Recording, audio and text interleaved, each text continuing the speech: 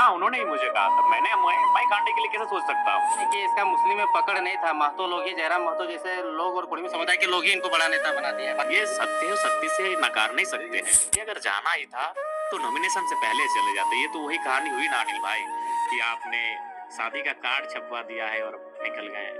अरे आपको नहीं मर्जी थी, आप अपनी मर्जी से विवाह करते, लेकिन शादी का कार्ड नहीं छपवाना था। तो वही भाई साहब को यही था कि नॉमिनेशन से पहले जाना था, कम से कम वहाँ हम अपना प्रत्याशी तो दे सकते थे। रिजवान आपके खिलाफ आके बेरमो अगर प्रचार करते हैं क्योंकि वो मुस्लिम बहुल इलाका है, तब तो फिर आपके लिए बड़ा डैमेज वाला स्थिति है। डैमेज नहीं हो, एक बार दगा दे दिए, दूसरा दे दिए तो एक्सेप्ट कर लिए, फिर से अगर आ जाएंगे रिजवान तो क्या कहिएगा? दो क्रांतिकारी, एक रिजवान और दूसरा जयराम, कहने वाले, साथ में डायलॉग मारने वाले दोस्त आपको दगा देके चले गए और ऐसे समय में दगा देके चले गए हैं जहाँ से जयराम अकेले आंसू भी रोएगा तो उसका मतलब दिल नहीं भर सकता है। नहीं आपने सही कहा। कल जब मैंने सुना तो सबसे पहले हमने अपने सारे कार्यक्रम को कैंसिल कर दिया और हमें लगता है कि आज मनसा पूजा के बाद हम पहली बार घर गए।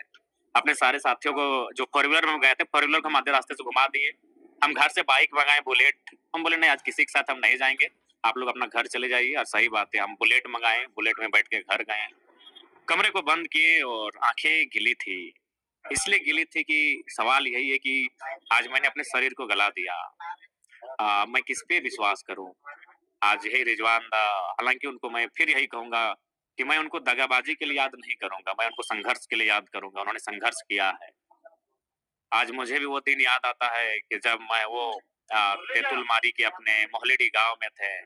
पहली बार आज से 2.5 साल नहीं, लगभग पौने 3 साल पहले, उससे भी ज्यादा, 2-3 महीना कम कही कि 3 साल पहले मैंने उनको कॉल किया और उनको मैं अपने मामा घर लेके आया, क्योंकि उस समय हम लोग को मीडिया कवरेज नहीं करती थी। उस समय एक जितेंद्र ब्लॉग थे और रोहित ब्लॉग थे, उसके अलावा कोई ऐसा विषय राजकुमार मंडल जी थे कभी कभी, और राहुल मोदक जी थे।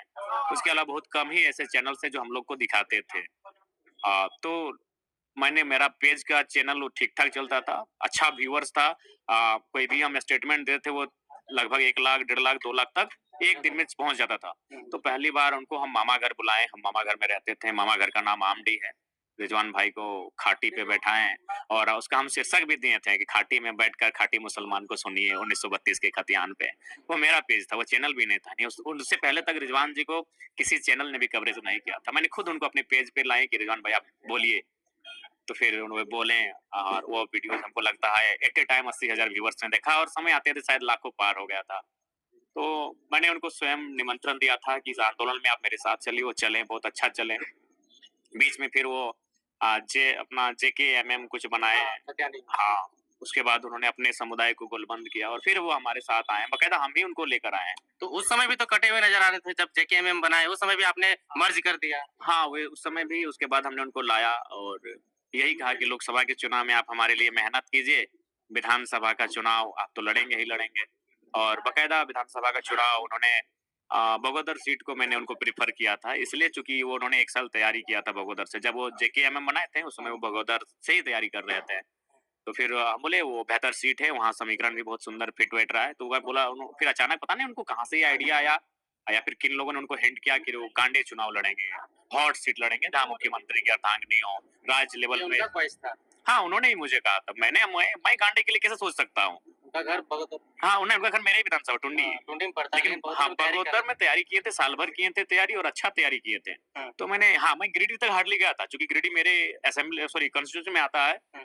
तो मैंने गिरिडीह लोकसभा में, गिरिडीह विधानसभा उनको कहा था, क्योंकि वहाँ उनके समुदाय की आबादी भी 60,000 से ज्यादा है, हमारे समुदाय भी कुछ ठीक ठाक है रिटर्न में। तो मैंने उनको गिरिडीह तक प्रीफर किया था कि आप तो बड़े नेता हैं, आप चयन कीजिए। और मैंने उनको गिरिडीह, बगोदर, गांडे मेरे दिमाग में नहीं था। तो फिर वो बोले नहीं हम गांडे से लड़ेंगे। तो फिर डिस्कस हुआ। तो हाँ, एक मजाक मजाक में ये हुआ कि आप तो, कुछ लोगों ने कहा कि आप तुम तोर से बड़ो चुनाव भर तो नेता रहो। कैसे ना, तो लड़ रहे मंत्री जी से, हम मुख्यमंत्री का अर्धांगिनी से। तो हम बोले ठीक है आप लड़िए। तो फिर वो वहां गए। उसके बाद जो भी था बस इतना ही कहेंगे, जहां भी रहो दोस्त खुशहाल रहना, सलामत रहना, अच्छे से रहना।